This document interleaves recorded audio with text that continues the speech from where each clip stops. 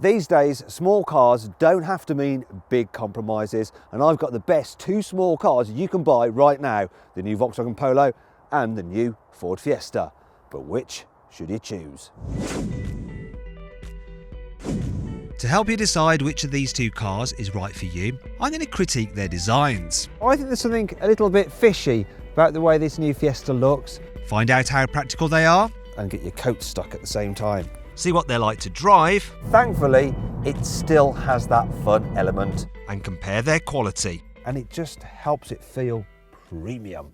But first of all, I'll answer the question you'll all be asking. Let's talk about money. So this is the range-topping Vignale version of the Ford Fiesta. It costs around £21,000. This is the SEL version of the Polo with the automatic gearbox, and it's £19,500. Now, they're not actually matched for specs very well, so you want to check out like for like on our website. So if you go to carwow, you can actually see that the starting price of the Ford Fiesta is around £13,000, but with the carwow saving, it's just under £12,000. Whereas the Volkswagen Polo, that's just under £14,000 list price, but on carwow, it starts from just under £12,500. Now, if I take this car, for example, I plugged in the details of it into our website, and I got an offer back for £17,500, so that's a saving of £2,000. Now, as you can see, it's really important that you do your homework first when you decide on which car to buy, to see how much you're going to actually pay for them. And when you compare them spec for spec, roughly it works out that the Fiesta is ever so slightly cheaper than the Polo, but not by a big enough difference for it to count all that much. What could make a real difference though is how the cars look. Now, at this point, I should actually make some witty remark about the Volkswagen Polo's looks, but I'm struggling for inspiration. All I can really come up with is that it looks new, but not that new. However, the new Fiesta is noticeably more different to its predecessor, especially round the back where it's a bit van-like. The front is better though, and this one reminds me of something. I don't know what it is, but I think there's something a little bit fishy about the way this new Fiesta looks. Now, depending on which model you go for, you get a different grille. This is the range-topping Vignale, so it has like this chromey effect, which looks like several rows of teeth. Meanwhile, the ST line has this sporty grille and the titanium this posher grille. So, the Fiesta has a slightly different face depending on how much you spend. The Polo doesn't quite have the variety of outfits as the Fiesta, but this mid-range SEL does have visual essentials, such as alloy wheels. But what about the cabin? Now, you could argue that the interior design isn't the most exciting, and indeed it's not, but it looks smart, it's tidy, it's all very functional, and the quality is really good for a small car. So you've even got really squidgy plastics here on the lower part of the dash and on the top, but the highlight for me is the steering wheel. So the leather feels expensive, it's got a nice chunky solid feel to it as well, and that's a bit of the car you touch, and it just helps it feel premium. There's something really attractive about the Ford too. The interior design of this new Fiesta is just so much better than in the old car. It's interesting, and quality is pretty good as well. Now, this is a range-topping Vignale version, so you get stuff like leatherette on the dash with stitching and special purpley bits of trim and quilted leather seats. But it's all a bit unnecessary when you consider that this range-topping version costs over £20,000. Right, you don't need it. Now, titanium models and above come with this lovely 8-inch screen, and compared to the one in the old car, the old simple little infotainment system you used to get, it's a godsend. In the front then, there's not much to choose between the two cars. They both have good driving positions and a decent quality for the price. It's easier to find your way through the Polo's infotainment system, but having the screen so high in the Fiesta means you don't have to take your eyes off the road for quite so long when you're using it. So effectively, the cars are pretty much neck and neck. But are they equally matched for rear passenger space? If you want a small car but still need to give your friends and family a lift regularly, then look no further than the Polo, because it's surprisingly large here in the back. I mean, it really is. Even people over 6 foot should be fine. And there's some neat features as well. So look, not only have I got enough room to take my jacket off, but I have a little hook for it just there, which keeps it nicely out of the way. My only complaint is this, look. The rear windows really don't go down very far at all.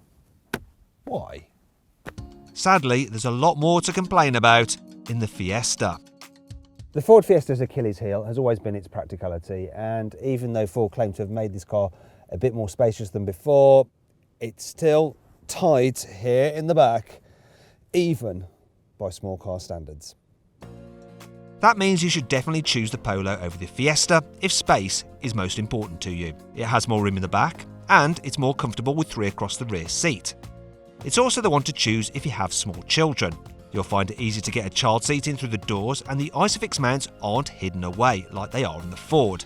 When it comes to boot space too, the VW looks like it could be better than the Fiesta. The Polo's boot is not only big for a car of this size, it's also very flexible. If you get the adjustable boot floor, look, you can raise it up and get your coat stuck at the same time. You can also get an adjustable floor as an option in the Fiesta, but there's just much less space than you get with the Polo. The Fiesta's boot is, well, let's just say it's only just about okay for a small car in terms of size.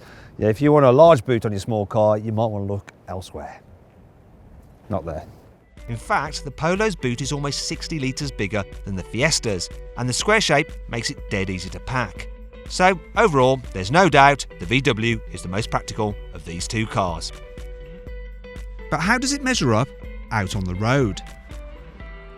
It's a comfy car, it's a quiet car. It feels most like a big car for a small car. The only fly in the ointment for me is the engine in this car. So it's a 1 litre 3-cylinder turbo petrol, plenty of punch, all right economy. I'm doing 46 miles per gallon. It's just when you rev it, makes a bit of a racket and it feels a touch rough. It's the only letdown. Otherwise, yeah, this is so easy to live with. Now, I won't lie, the Polo is not the most flamboyant or fun small car, but sometimes you don't want flamboyant and fun. You just want something nice and steady and reliable, something that will do its duty day in, day out, year after year. And in that way, this Polo is a bit like our Queen. You know, it's reliable. It doesn't make a fuss. It gets on with the job, and it does its job very well.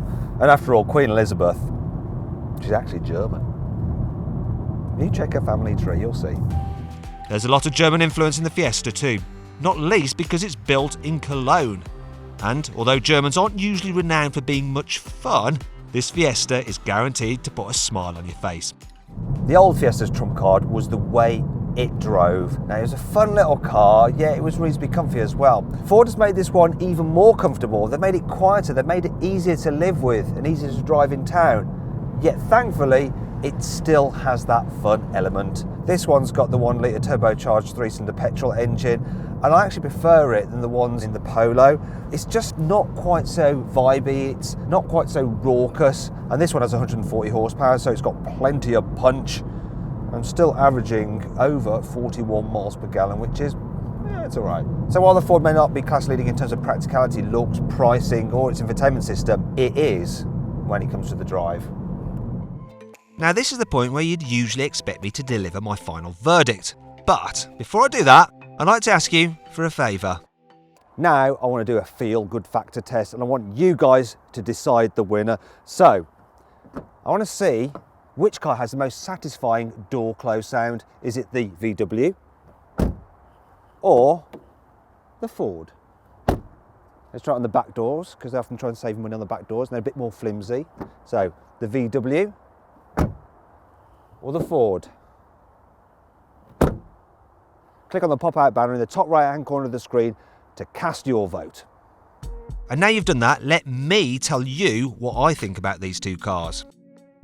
Well, the Ford Fiesta, it's a really good small car and it's fun to drive as well. And if that's your bag, get it, you won't be disappointed. But for most people, most of the time, I think the Volkswagen Polo is going to be a slightly better bet. It's a bit more comfortable, it's more practical, it feels a touch posher inside. Basically, it's the better all-rounder, and that's why it wins this test. If you enjoyed this video, please like it, comment on it and share it. Also click on our logo to subscribe to this channel. And if you click on the bottom right hand corner, you can actually watch more of our content. Meanwhile, click over to the right to go to our deals page to see how much money you can save on a new car at CarWow.